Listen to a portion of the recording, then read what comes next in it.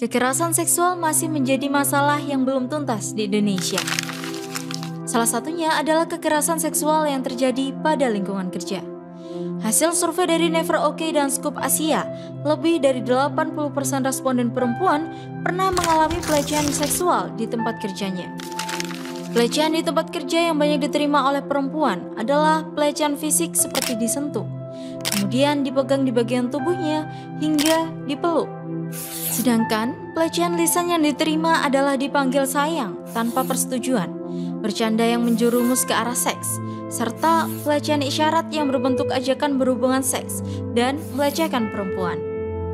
Dampak dari pelecehan seksual yang terbanyak adalah membuat korban ingin menghindari situasi kerja yang melibatkan pelaku. Terbanyak kedua adalah membuat korban merasa malu dan tidak percaya diri. Perempuan yang dianggap lemah secara posisi mudah dijadikan korban karena adanya stigma negatif bahwa perempuan yang dilecehkan adalah akibat dari perempuan itu sendiri. Kemudian muncul rasa ancaman serta rasa takut akan kehilangan pekerjaan. Begitu besar dampak yang terjadi kepada korban, namun belum banyak jalan keluar yang bisa didapatkan oleh para korbannya. Lalu, bagaimanakah langkah yang tepat dalam memulihkan psikis setelah mengalami seksual harassment?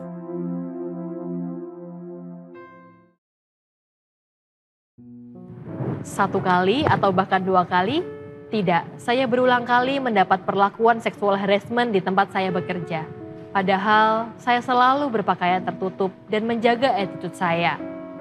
Sampai saat ini saya hanya bisa diam, mematung dan menangis setelah hal tersebut terjadi untuk kesekian kalinya.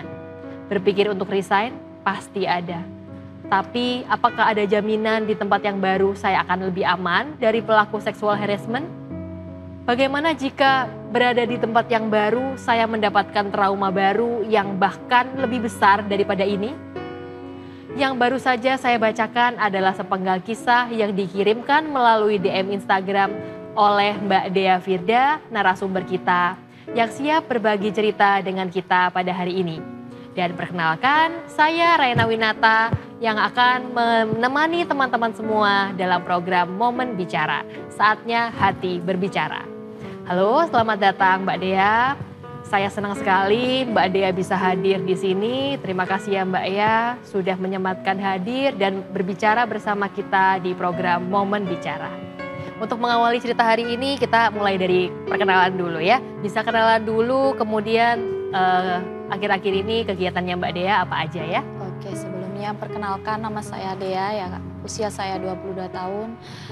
Saya sekarang kesibukannya kerja di salah satu perusahaan swasta yang ada di Bali. Oke, seperti yang Mbak Dea sampaikan di DM, apakah betul Mbak kalau ketika di tempat kerja itu Mbak Dea mengalami pelecehan seksual? Kemudian bentuknya apa ya Mbak ya? Fisik atau verbal? Fisik juga, verbal juga. Dua-duanya ya Mbak ya, Iya. Fisik juga, kemudian verbal juga. Nah, apa ya Mbak ya yang mungkin bisa diceritakan pelecehan seksual yang Mbak alami itu seperti apa? Oke, yang pertama itu aku kan kerja ada shift-shiftan. Itu pulang sampai jam 12 malam. Nah, pas posisi mau pulang tuh di teras ada beberapa yang kerja gitu kan. Maksudnya ya diem di depan. Ada beberapa orang. Pas aku mau pulang, aku lewat. Kok ternyata ada si pelaku itu tadi, salah satu orang. Maaf ya Kak, itu Noel pantat sih. Nah, pas posisi itu aku kaget sih. Iya. Aku kan bawa tas. Tas itu aku langsung banting. Terus aku kayak, apa sih gitu. Nah, aku langsung ambil motor sih. Mau pulang. Nah, kan ada yang tahu, ada yang enggak. Nah, yang enggak tahu tuh bilang gini, kenapa ya Dea kok gitu mukanya gitu. Kan kelihatan kayak marah gitu. Iya. Dan si pelaku itu tadi dengan santainya bilang, iya habis aku pegang pantatnya gitu. Aku langsung udah gak peduli, aku langsung pulang. Kupikir maksudnya itu terakhir lah, kayak gak bakal terulang lagi gitu. Ternyata selanjutnya ada lebih parah juga. Pelakunya sama, orangnya sama. Orang yang sama ya. Si pelaku ini untuk yang kedua kalinya ini sih tiba-tiba nyium pelipis. Di posisi itu baru aku kayak nge-freeze, kaget gitu kan, nggak tahu mau ngapain. Posisi kan banyak orang juga, malu kan ya Kak ya. Terus ada sebagian yang tahu itu tiba-tiba kayak tepuk tangan gitu, kayak sorak-sorak gitu. Aku nggak tahu maksudnya di pikiran mereka tuh ngapain tiba-tiba ngomong gitu tuh, aku nggak tahu. Cuma yang aku rasain tuh aku langsung diem, aku nggak tahu mau ngapain. Terus kita kan kaget, terus kayak mau nangis, cuma kan udah besar gitu juga kan, mau nangis juga malu. Jadi aku tahan, tapi namanya malu di depan banyak orang ya. Betul. Jadi aku tahan tuh tetap nangis, tetap keluar air mata. Terus ada yang belum tahu, terus ke bawah, kenapa itu dia nangis, kenapa dia nangis. Dan itu si pelaku juga ngomong, iya habis aku cium gitu. Maksudnya kan di pikiran dia itu apa ya, kok bisa kayak gitu. Aku ada temen aku yang buat aku cerita gitu kan, biasanya itu aku dia chatting, aku habis diginiin, si temen aku bilang, ya udah kamu pulang aja sekarang, bawa kerjaan kamu di rumah, kamu kerjain di rumah. Posisinya itu jam 12 aku selesai, kejadian itu setengah 12. Jadi aku mikir lagi Kak, habis ini udah selesai, udahlah maksudnya sampai aku selesai aja, udah aku diem di sini. Sama si temanku tuh sebenarnya suruh pulang, tapi aku nggak pulang, aku di situ sampai pulang jam 12. Sejak itu aku kayak diem. Aku kan awalnya kalau zaman sekarang tuh bilangnya friendly nggak sih, kayak akrab, mudah akrab gitu, mudah menyesuaikan. Itu aku bisa kayak gitu. Nah, yang biasanya aku ngajak ngobrol, terus ngobrol juga enak sama mereka, itu kan aku diem. Nah, kupikir dengan aku kayak gitu, si mereka semua tuh kayak sadar gitu loh. Oh, nggak bisa nih dia istilahnya kayak dia kerasa kegoda terus gitu kan. Nah, di situ aku pikir udah selesai, udah sampai situ aja. Ternyata, 2 kali kejadiannya. Ternyata yang ketiga ini juga pelaku yang sama. Aku habis turun dari gudang, di kerjaanku kan kalau apa-apa itu butuh eviden ya Kak, jadi di foto-foto gitu. Nah itu aku habis turun dari gudang, aku mau foto barang, si pelaku ini aku kerasa dia di sebelah aku, di samping aku. Aku mau ngejauh juga, aku kan posisi mau moto. Ternyata yang ketiga itu tadi kayak yang pertama, nyomel pantat tuh. Pas posisi itu untuk pertama kan aku ada lawanan tuh, langsung banting tas tuh. Yang kedua aku nge-freeze, aku nggak tahu mau ngapain. Yang ketiga ini baru aku ada perlawanan ke dia, kayak aku ngomong, terus aku langsung ke bangkuku juga, ke tempatku. Terus aku udah diem di situ. Yang ketiga negur dia, habis itu Mbak Dea kembali ke bangku kerja gitu ya. Oke. Jadi dari ketiga kejadian itu Mbak Dea ngerasa ya Mbak ya, kalau Mbak Dea, wah apa yang dia lakukan itu ke Mbak Dea adalah pelecehan gitu ya Mbak ya? Iya. Awalnya sih kayak nggak ngira ya Kak, soalnya kan aku juga perantauan, jadi terus ketemu sama orang, ya aku anggap mereka tuh kayak saudara sendiri gitu loh. Tapi namanya di tempat kerja emang ternyata kalau kerja ya udah kerja, pulang gitu kan. Aku menganggapnya mereka kayak saudaraku sendiri, ternyata mereka menganggap aku lain. Kayak apalagi keluarga, terus keluarga tahu salah satu keluarganya kerja, ternyata di kerjaan tidak semulus yang mereka pikirkan, mengalami pelecehan kayak gitu. Aku ngelihat si pelaku itu kayak nggak kayak pertama itu dah, kayak takut gitu loh. Aku nggak berani lihat matanya tuh, aku nggak berani ketemu kayak papasan gitu. Aku udah ngadep bawah, aku nggak mau lihat orangnya.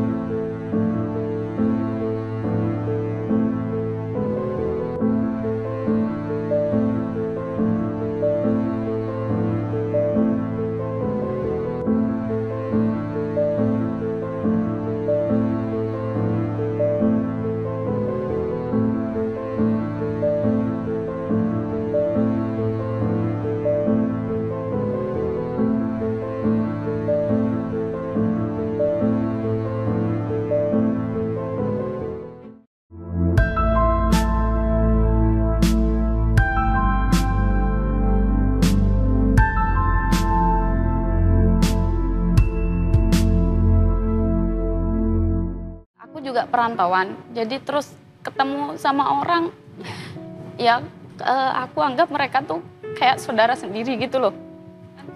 Aku menganggapnya mereka kayak saudaraku sendiri, ternyata mereka menganggap aku lain, melihat aku lain. Itu sih baru aku kayak sadar, oh nggak bisa ini gini. Bahwa nggak semua orang, nggak semua temen punya pandangan yang sama kayak Mbak Dea gitu ya. Ada juga yang waktunya Ted pulang ya pulang gitu ya. Ada juga mungkin yang ada tekanan di kerjaan, ada stres. Terus juga mereka jadi larinya ke hal-hal yang nggak bener kayak gitu juga ya Mbak ya. Nah ketika Mbak Dea nyadar nih, aku yakin nih ya Mbak ya bahwa apa yang dia lakukan ke Mbak Dea adalah bentuk pelecehan seksual. Kemudian apa ya Mbak yang Mbak Dea lakukan setelah itu? Yang aku lakuin juga itu tadi kan, kayak aku bingung mau ngapain. Ya udah kayak aku ngobrol seperlunya, kalau nggak diajak ngobrol juga aku nggak ngomong, jaga jarak juga sama semua teman kerja semua, ya Mbak ya? Bukan pelaku aja, semua. Sampai makanya mereka tuh heran sama aku, kok kayak gini ya kamu gitu sih. Iya Mbak, karena mungkin bingung, tertekan juga ya Mbak ya. Bingung Kak. Nah, apakah keluarganya Mbak Dea ada yang tahu nggak ya kalau Mbak Dea mengalami pelecehan seksual di tempat Mbak Dea bekerja? Sampai saat ini sih belum cerita, belum karena cerita. Cuma ada satu teman itu tadi ya iya, yang tahu ya. Satu teman. Kalau mau cerita juga kan malu ya kayak, apalagi keluarga. Terus keluarga tahu salah satu keluarganya kerja, ternyata di kerjaan tidak semulus yang mereka pikirkan, mengalami pelecehan kayak gitu. Mungkin ya kalau tahu juga kecewa sih, mereka kayak disuruh resign kayak gitu. Gitu ya Mbak. Jadi Mbak Dea memilih untuk nggak cerita gitu ya sama orang tua gitu ya Mbak ya. Nah, reaksi traumatis seperti apa ya Mbak yang Mbak Dea alami ketika atau setelah Mbak Dea menerima sexual harassment Mbak di kantor? Kalau setelahnya belum tahu sih Kak, kayak ya itu Lebih tadi diem, aku bersikap diem itu ya Mbak ya. Terus aku ngelihat si pelaku itu kayak nggak kayak pertama itu dah. Iya. Kayak takut gitu loh. Aku nggak berani lihat matanya tuh, aku nggak berani ketemu kayak papasan gitu, aku udah ngadep bawah, aku nggak mau lihat orangnya.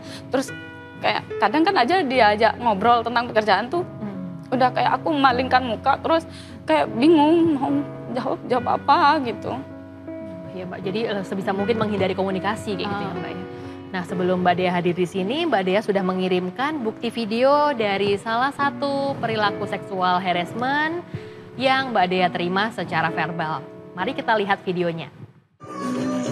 Ya.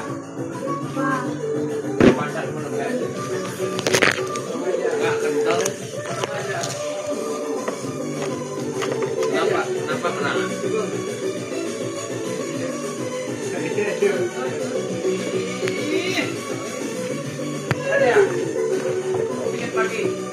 Iya, aku pagi. Kenapa? Orang tanya kenapa? Iya, kenapa?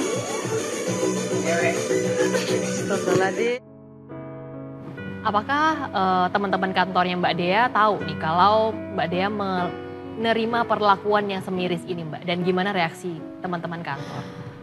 Kalau menurut aku ya ada sebagian yang tahu, ada yang enggak.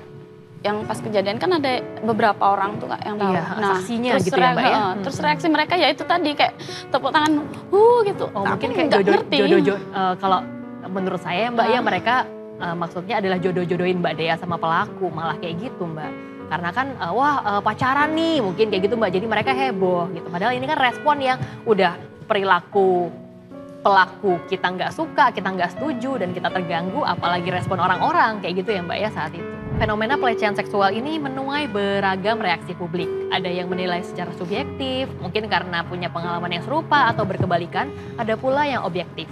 Kita akan baca tanggapan dari netizen mengenai fenomena traumatis ini dari segi pro maupun kontra. Yang pertama, pernah kerja di kantor toksik, orang mesum semua, resign deh, neraka dunia itu mah. Nah, kayaknya netizen ini mungkin pernah mengalami hal yang serupa ya sama Mbak Dea. Nah, apakah Mbak Dea juga pernah terpikir juga untuk resign dari kantor karena pelaku melakukan ini ke Mbak Dea sudah lebih dari 2 kali ya Mbak ya, berkali-kali gitu? Untuk kepikiran resign sih pernah kayak Itu ya, setelah Mbak, kejadian itu. Terus setelah dipikir-pikir, untuk zaman sekarang kan cari kerja juga nggak gampang gitu Kak.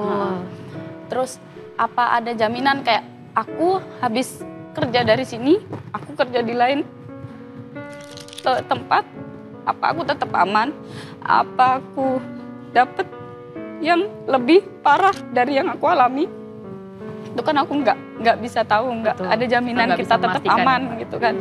Jadi pas posisi kejadian juga aku bilang kok, yang pas kedua kali kejadian tuh aku bilang ke atasan aku, ke SPV ku, kalau si pelaku melakukan seperti itu ke aku, terus dia udah beri keringanan kok. Kayak oke, kamu berarti kalau emang banyak orang, bawa aja kerjaanmu di rumah, kamu kerjain di rumah. Oke, udah disampaikan ke atasan ya Mbak ya. Oke. Nah sebenarnya memang di kantor manapun orang yang melakukan perilaku toksik itu memang ada. Nah toksik di sini kita bilang perilakunya ya, bukan orangnya yang toksik. Perilaku toksik misalnya membuli atau melakukan kekerasan, termasuk pelecehan juga. Nah kalau kita cuma lari, maka pelaku akan menganggap pelecehan itu adalah hal yang bercanda gitu ya, sehingga khawatirnya mereka akan cenderung melakukan perilaku yang sama, cenderung melecehkan ke orang yang baru.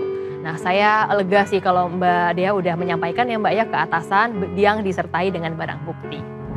Kita lanjut yang kedua, statement yang kedua atau komentar netizen yang kedua teman-teman, yaitu lebih baik sama-sama menghargai aja sih, pakai baju yang sopan di tempat umum supaya nggak digangguin. Nah, merespon tanggapan ini gimana nih Mbak Dea? Apakah selama bekerja di kantor ini Mbak Dea pernah nggak dapat respon atau komplain gitu tentang pakaian yang Mbak Dea pakai? Apakah mungkin mengundang perilaku yang buruk seperti mengundang kejahatan, misalnya pelecehan kayak gitu Mbak?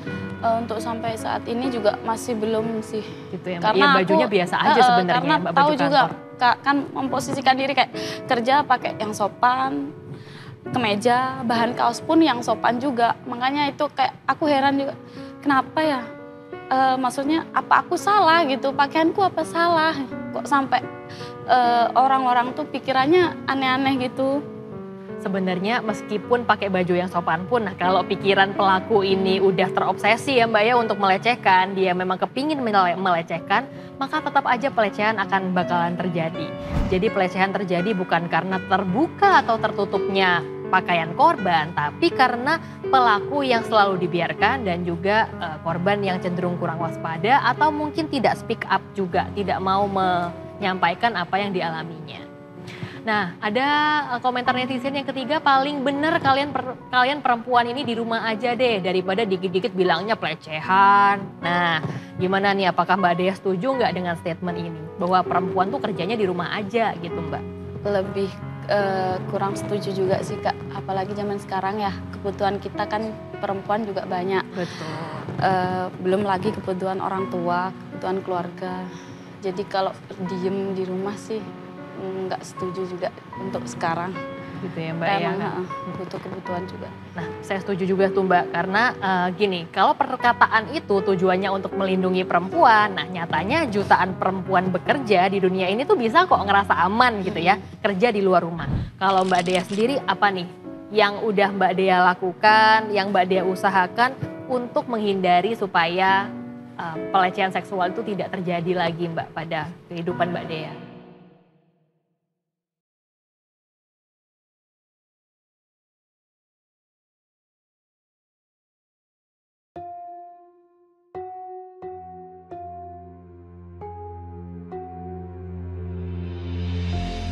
Saben dina sak suket.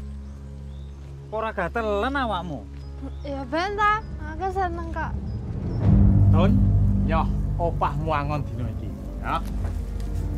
Aku duwe tugas penting nggo awakmu.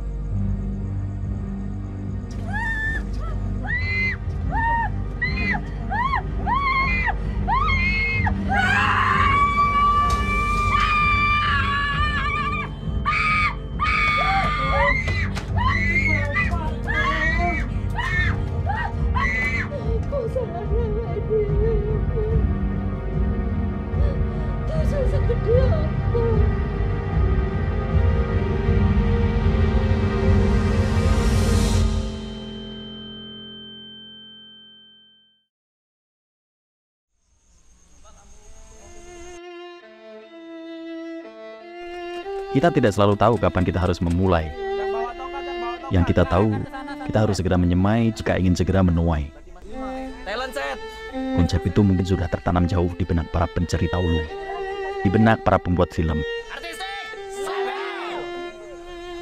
Mencari bibit cerita terbaik, menyiraminya dengan ide-ide segar, hingga memupuknya dengan konflik yang paling busuk.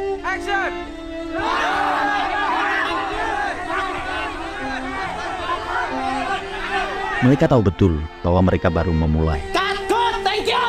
Mereka tahu betul apa yang akan dilakukan dengan bibit-bibit cerita yang telah mereka terima. Dari bawah situ, dari monitor sutradara. Slide 1, scene 2. Hingga akhirnya mereka siap untuk menuai. Sudah, sebenarnya adegan oke aku. Berapa jauh? Lumayan, deket tablet. Oke, gimana Mas Jerry? Ramo Bocok, sebuah kisah kenaifan yang dihantam keras oleh kebusukan.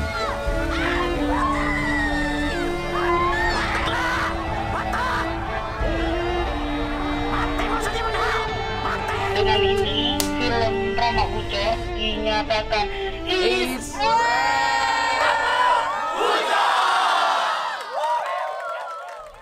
Nantikan.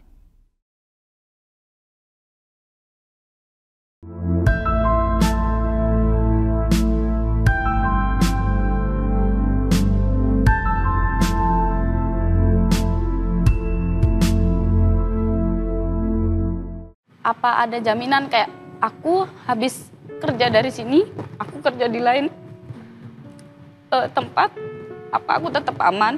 Apa aku dapat yang lebih parah dari yang aku alami? Itu kan aku nggak bisa tahu, nggak ada jaminan kita tetap aman gitu kan. Selanjutnya kita akan membahas dan dengan membacakan tanggapan yang pro dari para netizen ya teman-teman.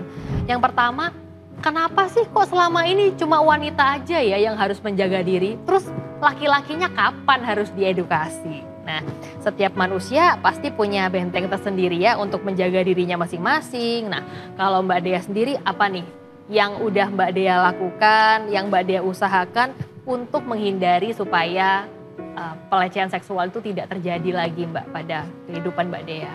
Yang aku lakuin setelah kejadian itu, ya itu tadi kayak aku ngejaga jarak, terus aku ngobrol seperlunya. Kayak aku bingung juga mau ngapain tuh, aku bingung Kak. Yang penting aku udah cerita ke salah satu teman aku, terus dinasehatin ini itu, ya udah aku lakuin kalau emang itu positif kan. Iya Mbak. Lebih ke menjaga jarak. Ya, ada satu orang ya Mbak ya, teman yang bisa Mbak Dea percaya, tempat iya. Mbak Dea bisa berkeluh kesah dan Mbak Dea dapat respon yang positif juga ya Mbak ya. Mbak Dea tervalidasi dan dipahami. Oke, kita lanjut ke statement atau komentar netizen yang kedua. Buat korban seksual harassment, jangan takut melapor ya, you need help. Semangat, gitu katanya. Nah, setelah mengalami pelecehan seksual pada siapa aja nih? Mbak Dea bercerita dan gimana tanggapan mereka? Tadi cerita ke salah satu teman aku kan Kak, yang bisa aku percaya, aku harus ngelakuin apa biar nggak terjadi kayak gini lagi. Juga mereka kan dapat memberi aku masukan sih, baiknya kayak gini selagi itu positif juga. Iya Mbak, jadi mereka memberikan support ya Mbak ya untuk Mbak Dea ya, syukurlah Mbak kalau gitu. Kemudian komentar netizen yang ketiga adalah harus ada sanksi sosial yang membuat jera para pelaku ini. Untuk korbannya harus ke psikolog atau psikiater. Saat ini Mbak Dea udah ada di sini, berani untuk speak up meskipun ini nggak mudah. Nah, di fase apa nih Mbak? Mbak Dea yakin bahwa Mbak Dea perlu datang ke sini dan Mbak Dea perlu ngobrol di program Momen Bicara ini Mbak. Karena bagi orang yang mengalami pelecehan seksual berulang, apalagi ya Mbak ya seperti Mbak Dea ini, pastinya sangat sulit ya Mbak ya untuk bercerita. Dan juga banyak juga teman-teman yang, pasti banyak sih Mbak, teman-teman yang mengalami juga tapi merasa denial atau merasa menyangkal gitu Mbak kebutuhan untuk berbicara dan curhat ngobrol seperti ini. Awalnya kan juga mau cerita tuh kan malu ya Kak. Aku nganggapnya tuh awalnya malu kok. Kita kan cewek kok bisa ya digituin gitu. Terus aku cerita sama temanku, solusinya ya itu tadi, aku cerita aku lebih plong dan aku cerita sama orang yang emang aku percaya. Dapat masukan dari mereka. Iya, Mbak. Nah, ini adalah hal yang miris ya, teman-teman ya, bahwa sebenarnya kok malah korban yang malu, harusnya kan pelaku pelecehan seksual ya teman-teman ya yang malu gitu. Nah, sebenarnya apakah harus ke psikolog? Nah, sebenarnya nggak harus sih teman-teman, selama kita punya orang yang bisa kita percaya untuk cerita seperti Mbak Dea ini. Teman-teman bisa menyampaikan ke orang tua, pengajar di sekolah atau kampus, tokoh agama, atau direktur atau pemilik usaha tempat teman-teman bekerja. Nah, kalau mereka cuek, apalagi menyalahkan, barulah teman-teman bisa ke psikolog untuk mengetahui apakah ada trauma atau kecemasan pada teman-teman dan juga mengatasinya. Nah, teman-teman, semua orang yang bekerja memang memiliki hak asasi manusia. Hukum di Indonesia pun juga mengatur tentang kekerasan dan pelecehan. Nah, itu ada di hukum pidana dan hukum ketenagakerjaan. Pemberi kerja pun perlu berupaya mencegah dan menangani pelecehan di dunia kerja dengan menyediakan pengajuan keluhan, kemudian penanganan dengan perlindungan dan pemulihan terhadap korban, juga tindakan disiplin atau sanksi yang perlu diterima oleh pelaku pelecehan. Di era digital ini, perempuan semakin bisa mengakses informasi tentang kemana bisa mendapatkan perlindungan dan dukungan. Salah satunya UN Women yang bisa diakses melalui Instagram UN Women ID. Terima kasih ya Mbak Dea yang sudah hadir dan ngobrol bareng kita di momen bicara ini. Nah, untuk teman-teman yang merasa memiliki keresahan-keresahan yang selama ini mungkin mengganggu kondisi psikologis teman-teman, gak ada salahnya untuk teman-teman bisa menghubungi tenaga profesional. Atau teman-teman juga bisa bercerita kepada kami melalui DM Instagram momen_bicara untuk bisa mendapatkan bantuan profesional. Saya Rena Winata, sampai ketemu lagi di episode selanjutnya dalam program Momen Bicara, saatnya hati berbicara.